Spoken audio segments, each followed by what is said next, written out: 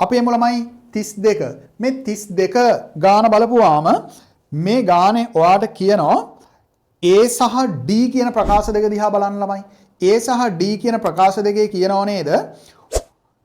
එකම උෂ්ණත්වය හැබැයි සමතුලිතතාවය වෙනස් වෙනවා. සමතුලිතතා නියතය වෙනස් වෙනවා. මේක වැරදි.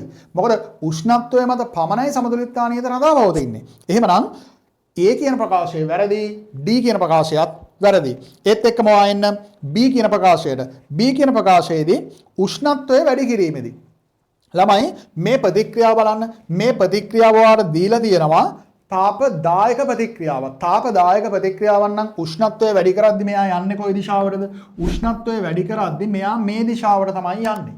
එතකොට සමතුලිතතා ප්‍රකාශනයේ ඔයා දන්නවා මේ කට්ටිය එන්නේ හරයට.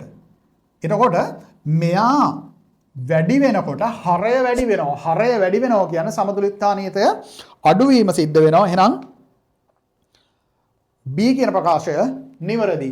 ඒත් එක්කම C කියන ප්‍රකාශයට එන්න CO එකතු කිරීමේදී CO2 ප්‍රමාණය වැඩිවීමත් සමග සමතුලිතතා නියතය වෙනස් වෙනවා. CO2 ප්‍රමාණය වැඩිවීම හෝ කවුරු හරි එකතු කිරීම ඉවත් කිරීම බලපාන්නේ නැහැ සමතුලිතතා නියතයට. මේ සමතුලිතතා නියතයට උෂ්ණත්වය විතරයි බලපාන්නේ. එහෙනම් BC සත්‍ය වේ විදිහට තමයි ඔයාලට පිළිගන්න වෙන්නේ.